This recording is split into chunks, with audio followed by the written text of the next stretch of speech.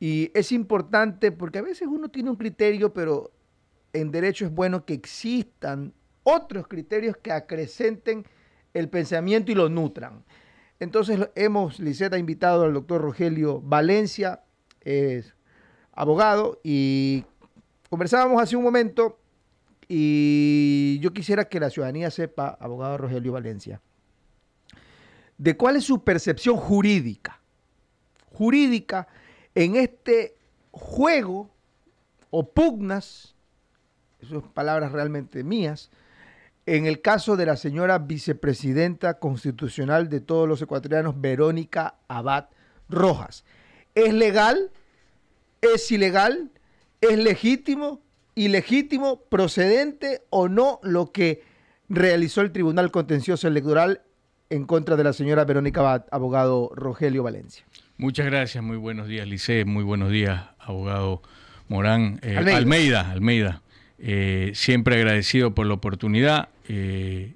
Yo veo Sí. con preocupación y mucho recelo este atajo que se ha tomado para de alguna u otra manera liberarse de una figura que se convirtió incómoda, pero que llegó en un binomio presidencial, es decir, la misma votación que llevó a la presidencia de la República Daniel Noboa, llevó también a Verónica Abad a ese cargo. Claro, era binomio. Y entonces, como usted lo manifiesta, abogado Almeida, ahí tenemos una cuestión grave en el sentido de que legal, si usted pregunta y la respuesta tiene que ser exclusivamente si es legal, porque si usted va a la ley orgánica electoral de organizaciones y partidos políticos de la República del Ecuador, Código de Democracia, porque ese extenso y largo nombre que tiene esa norma, definitivamente va a encontrar que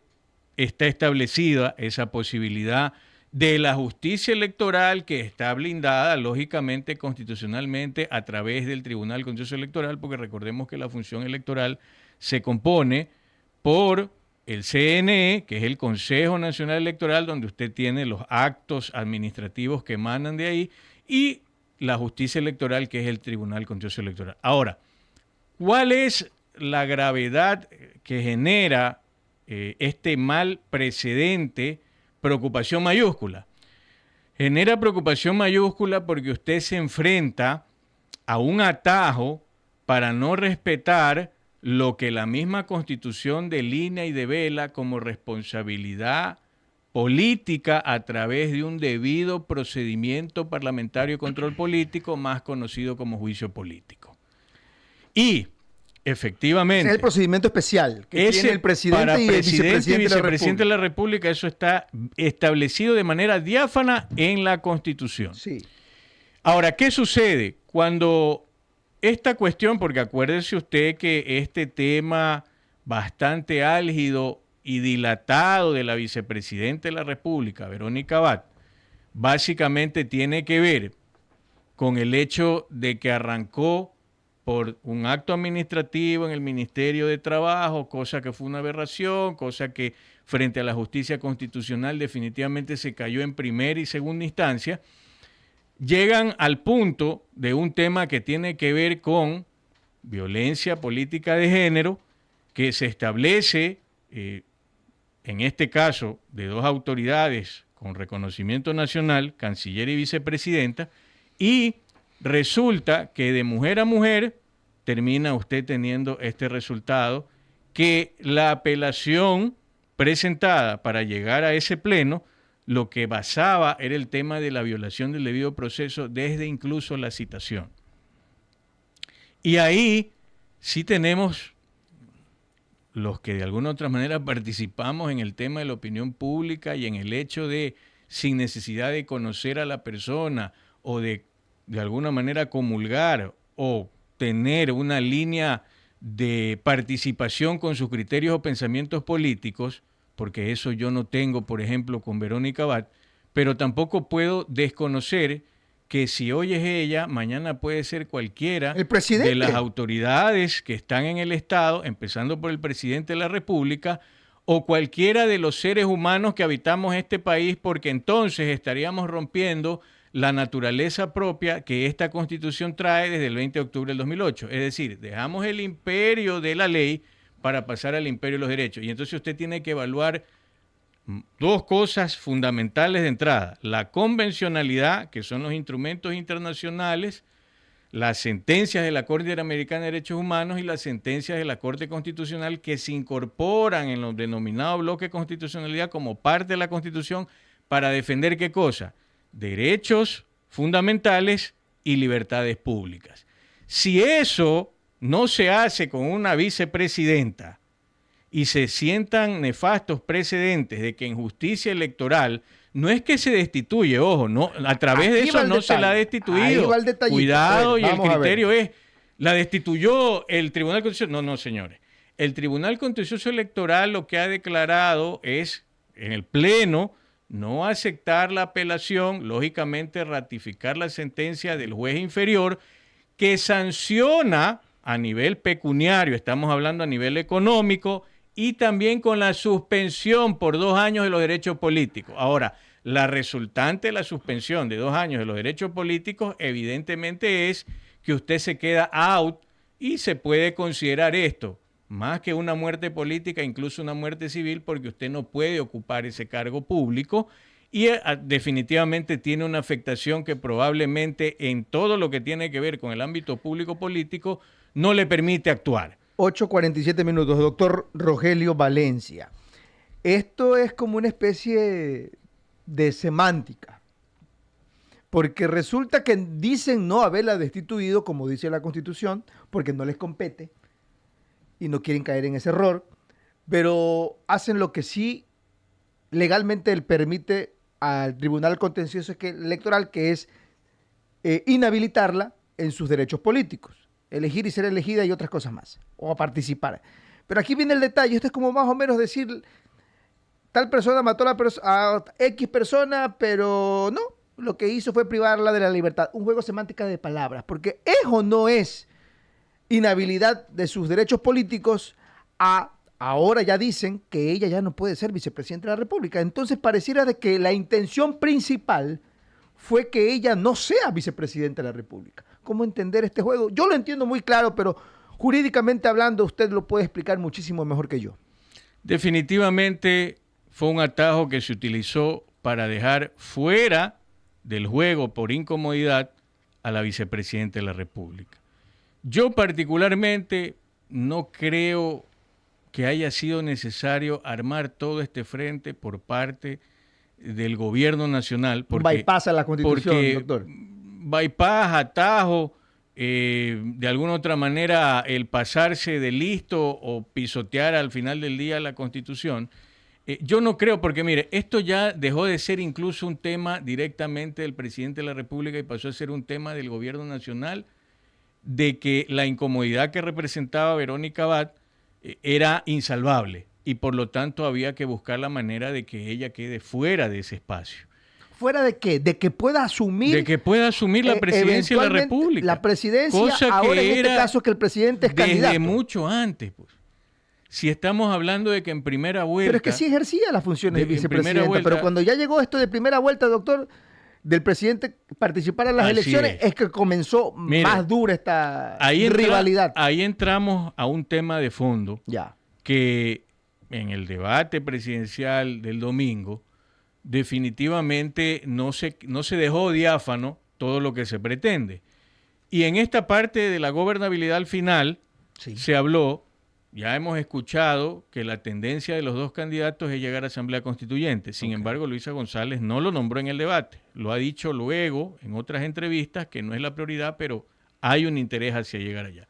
Mientras que Daniel Noboa se mostró firme y férreo a esa posibilidad de la Asamblea Nacional Constituyente. Yo he sido uno de los que está de acuerdo con esa posición. Sin embargo, el momento y el tiempo es complicado, porque usted tiene que ver tiempos políticos, tiempos sociales, tiempos jurídicos, tiempos incluso ambientales, y además hay un momento de afectación emocional en la población, que esa no es su prioridad realmente. Esa afectación emocional tiene que ver con los temas de inseguridad, con los temas del desempleo, con los temas que tienen que ver con la falta de atención en la salud pública y, por O supuesto, sea, hay el tema de cosas más educación. importantes Sí, que estar pensando en pero una ojo, reforma constitucional, o ojo, mejor dicho, ir a un a una Asamblea Nacional paralelo Constituyente.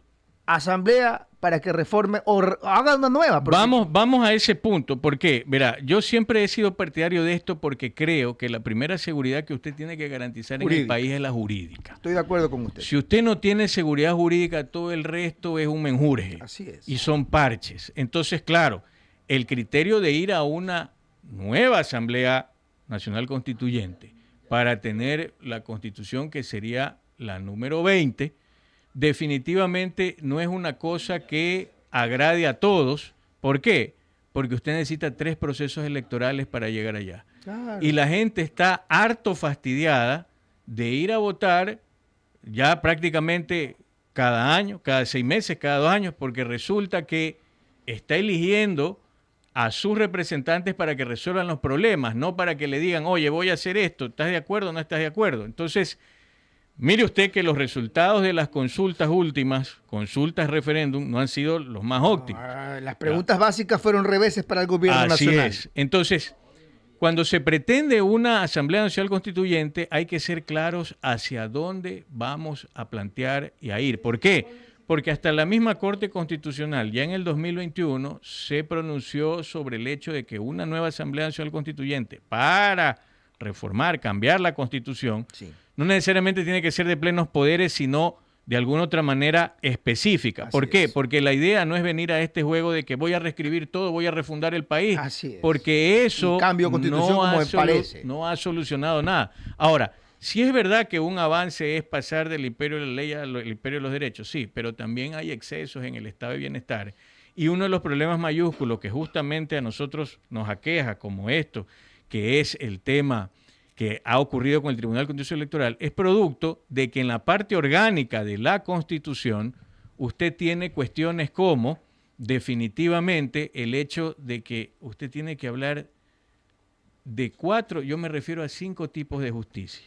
Me parece risible, pero resulta que eso es lo que hay dentro de la estructura constitucional. Usted tiene justicia ordinaria, Ajá. que es la de los juzgados, la Corte Provincial, las unidades judiciales. Tiene justicia indígena. Así es. Ya.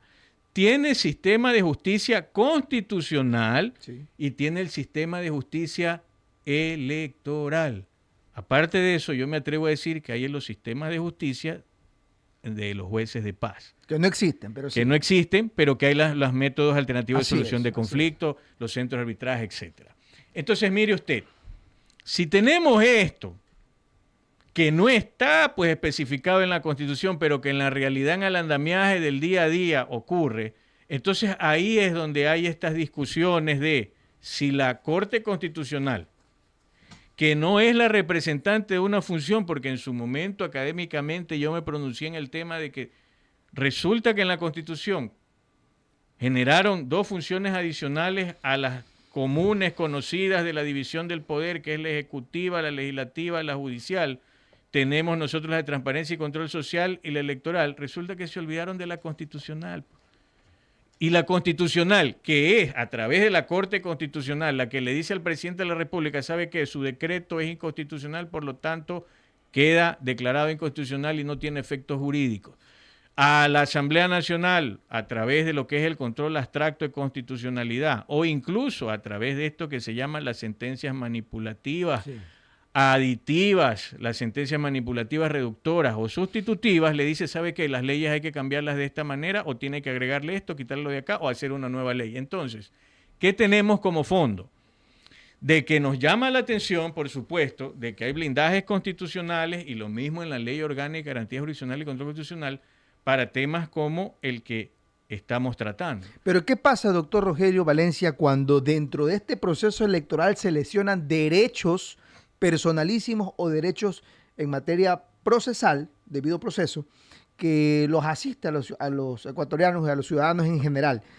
¿Qué pasa cuando ahí hay violación de algún derecho intrínseco de la persona y resulta que por disposición de una norma dice que no puede ser apelable ante la Corte Constitucional, que lo dice esta sentencia de la señora Verónica Abad, los jueces, que me parece aberrante, cuando el 436 de la Constitución habla que el máximo organismo de interpretación constitucional, ojo, cuando se lesionan derechos humanos, como el que estamos hablando, no le dan la posibilidad. Mire usted. De un lado podemos brincar al otro, así como en la función podemos del contencioso, podemos brincar a la ordinaria, por ejemplo, o al revés, en todo caso. Del ordinario al contencioso. Aquí eso es lo que hay que develar con claridad. Problema de fondo.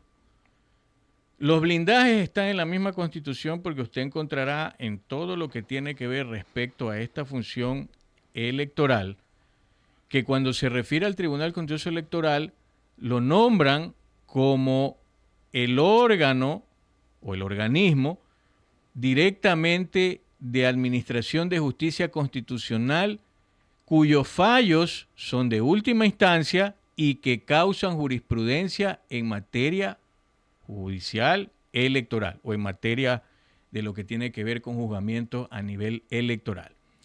Entonces, si la misma Constitución hace ese blindaje, lógicamente el tema queda es por qué vamos a prevalecer en lo que tiene que ver con el imperio de los derechos. Si usted plantea la acción extraordinaria de protección, que por eso el nombre, acción extraordinaria de protección, sí. Lo más seguro es que la Corte Constitucional, filtrando a través de lo que es la Constitución, en concordancia con la Ley Orgánica de Garantías Jurisdiccionales, Control Constitucional y, por supuesto, el Código de la Democracia, esto ni siquiera sería admitido. Porque de presentar se puede presentar. Otra cosa es que lo admitan. Ahora, ¿qué tiene aquí como salvedad la vicepresidenta de la República? Porque todavía lo es hasta que no se ejecutaría la sentencia. Acuérdense que lo que sí y de seguro se va a presentar es recursos horizontales de ampliación y aclaración. Sí, pero eso no suspende ni modifica. No suspende ni cambia absolutamente nada. Por eso es recurso horizontal, no vertical. Pero en todo caso se gana tiempo para plantear, porque aquí lo que ya es incluso parte de la convencionalidad al que el país está sometido, definitivamente sería acudir a organismos internacionales, Comisión Interamericana de Derechos Humanos, para luego intentar pasar a la Corte. Una medida cautelar de pronto. Ahora, esto lleva cualquier cantidad de tiempo. Así es. ¿Ya? Pero el daño está hecho. O sea, no nos vamos a mentir de que esto puede resolverse porque aquí todavía hay la instancia pertinente para resolverlo. No, el daño ya está hecho y en todo caso, muy probablemente el Ecuador termine con ese récord que mantiene en la Corte Interamericana de Derechos Humanos de ser sancionado por violación ¿de qué cosa? Del debido proceso. Ahora, yo insisto en algo. Tenemos que tener claro que el debido proceso, que se escucha como algo exclusivo de los abogados o exclusivo del tema propio que tiene que ver con el aspecto legal o judicial, resulta que es para todo. El debido proceso es incluso el hecho de hacer bien una reunión, pues, una asamblea en un barrio, en un club social, el tema que tiene que ver con esto, de que si el presidente y vicepresidente de la República tienen determinado con claridad en la Constitución cuál es el procedimiento para que se conozca a través de una causal si han incurrido en una vulneración o en un acto que tiene que ser controlado políticamente, se lo haga a través de la Asamblea Nacional por medio de lo que se conoce como juicio político. A mi criterio, término que debe ser superado por el procedimiento parlamentario de control político.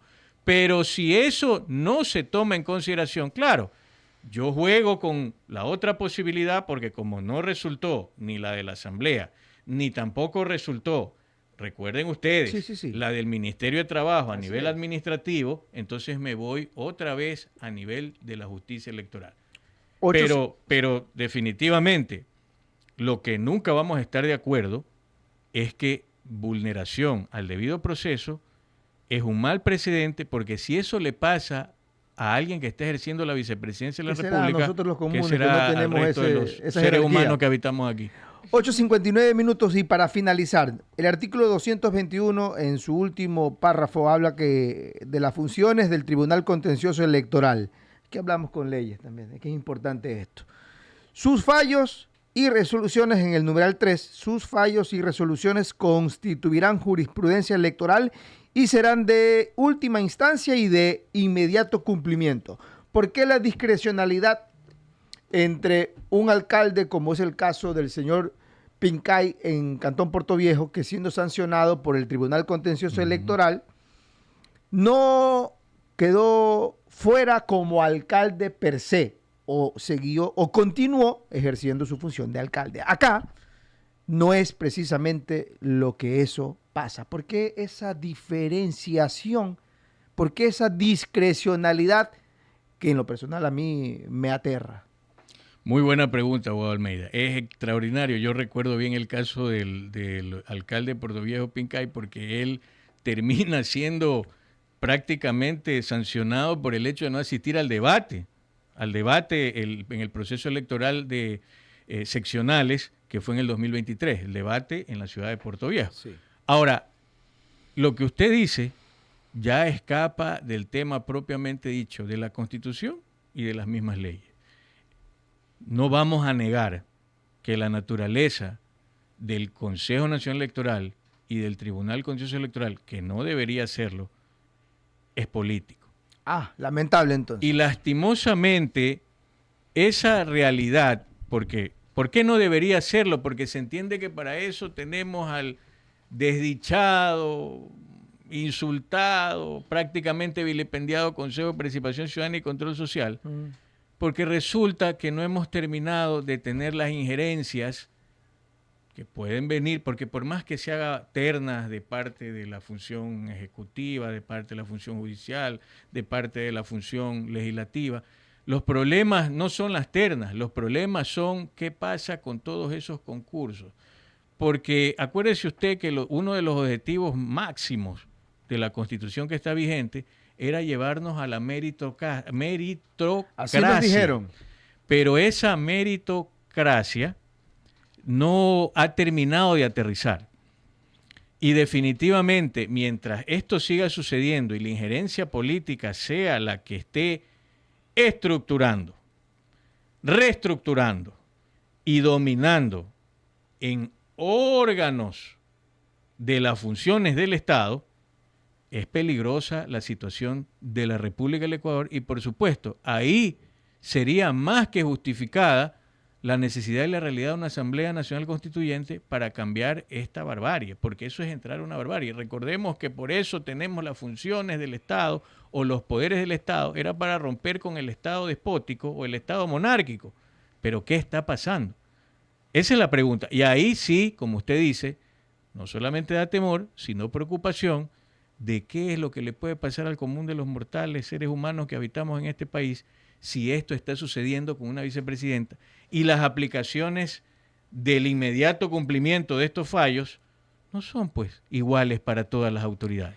Es importante lo que usted ha acotado también, doctor Rogelio Valencia, mi estimado. Le dice, no se cohíbe, es que usted dice que porque los abogados hablan, no me meto, no. Yo los estoy escuchando porque uno puede a veces opinar desde las emociones, desde la frustración, pero siempre es ideal conocer la postura jurídica, porque básicamente es lo que está en nuestro país, la Carta Magna y la Constitución. Pero recuerde que entre dos abogados salen 5 criterios. Claro, no, aquí salen más confundidos que algunos, sí. No, yo lo he comprendido bastante claro. Y yo creo que el abogado Rogelio Valencia, yo lo invito porque para mí es neutral.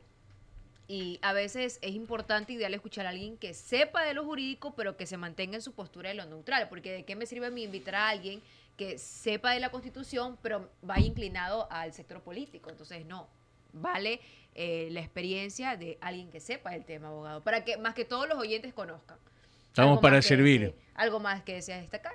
Bueno, básicamente el hecho de que tenemos que estar atentos a que si se da un proceso nuevamente de Asamblea Nacional Constituyente, cuidado con votar por votar. Recordemos que un proceso de Asamblea Constituyente tendrá 3 procesos electorales intrínsecos. El primero, llamado a consulta popular con una sola pregunta que dirá si usted está de acuerdo o no con una asamblea constituyente. Y eso trae en esa misma pregunta un anexo que es la conformación, elección y seguramente funcionamiento de esa Asamblea Constituyente. Entonces habrá que analizar bien eso. Claro que pasa por la calificación de la Corte Constitucional, pero ya ha sucedido que han pasado hasta preguntas mal hechas.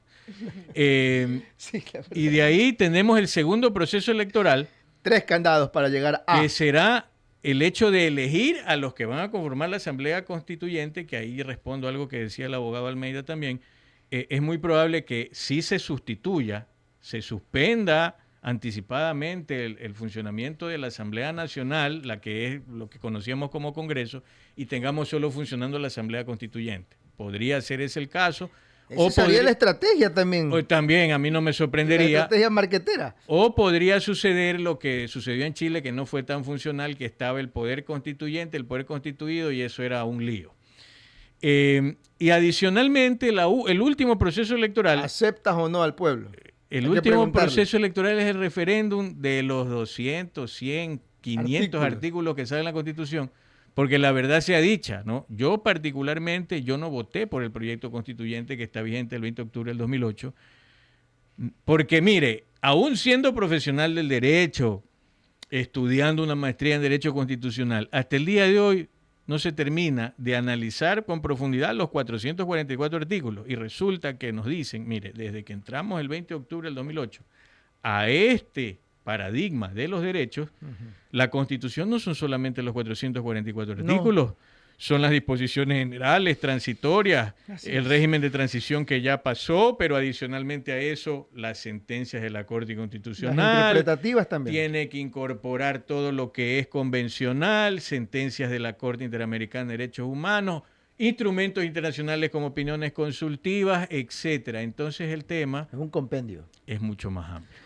Perfecto, doctor. Queremos agradecerle por aceptar esta entrevista. Creo que hemos podido ilustrar mucho a la ciudadanía y eso es lo que buscan los medios de comunicación serios como estos.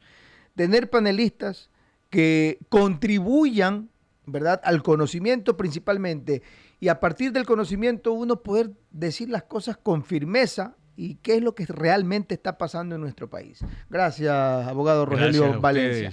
9 de la mañana. 7 minutos, Erika Franco, desde precisamente el Consejo Nacional Electoral está Erika, creo. No. Bueno, vamos con ella. Está en una protesta de pacientes renales. Perfecto, vamos con usted, Erika, desde Unión Radio 580 AM. En la cadena de la Unión, buenos días, compañeros.